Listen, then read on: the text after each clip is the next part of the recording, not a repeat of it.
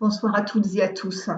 Je tenais à faire cette vidéo car tout ce qui se passe actuellement entre le Mercosur, l'abattage des bovins, je trouve ça tellement ignoble, tellement injuste.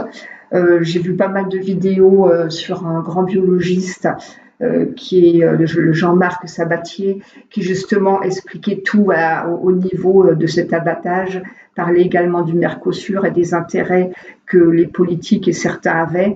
Donc je voulais faire cette petite vidéo, pas vidéo, audio, pardon, pas très très longue, mais essentielle, voilà, pour qu'on soit vraiment tous aux côtés de nos agriculteurs qui se battent pour chaque jour. Alors, Mercosur et abattage bovin pourraient-ils être liés? C'est la question qu'on peut tous se poser.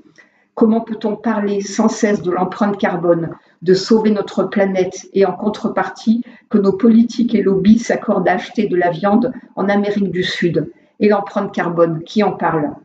Nos agriculteurs qui nous nourrissent, qui travaillent 7 jours sur 7, accumulant un nombre d'heures journalières afin de nous fournir de nombreux aliments, ont 1000 raisons de revendiquer, de lutter, de s'indigner face à ces incohérences. L'abattage des bovins est injustifié. Cette maladie guérit la majorité du temps par elle-même.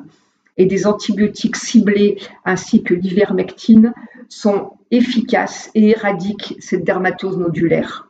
Une vidéo de l'imminent docteur Jean-Marc Sabatier, dont je vous parlais en entrée, qui est directeur de recherche du CNRS, qui est docteur en biologie cellulaire et en microbiologie, explique justement tous les tenants des aboutissants de cette maladie qui est non transmissible à l'homme.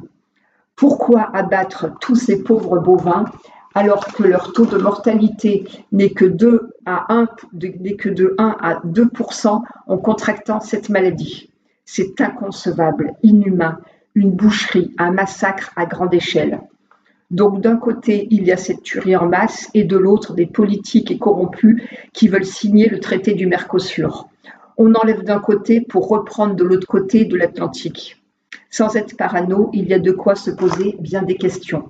Et comment réagir face à une volonté d'État de nous vendre de la viande bourrée de pesticides venant de personnes qui ne sont pas tenues aux restrictions de la France et de l'Europe au niveau sanitaire? Donc soutenons nos agriculteurs, signons les pétitions. J'ai regardé, il y en a plusieurs en ligne.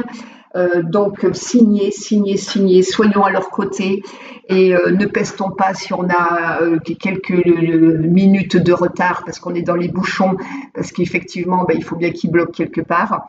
Moi, je leur dis, bloquez l'Élysée, bloquez Macron et tous les politiques, et puis bloquez-les tous, bloquez les préfectures, et puis au moins, vous agissez donc au cœur du problème. En tout cas, nous, ça ne nous dérange pas. Tout ce que vous faites, on est à vos côtés et on vous soutient complètement. À très bientôt.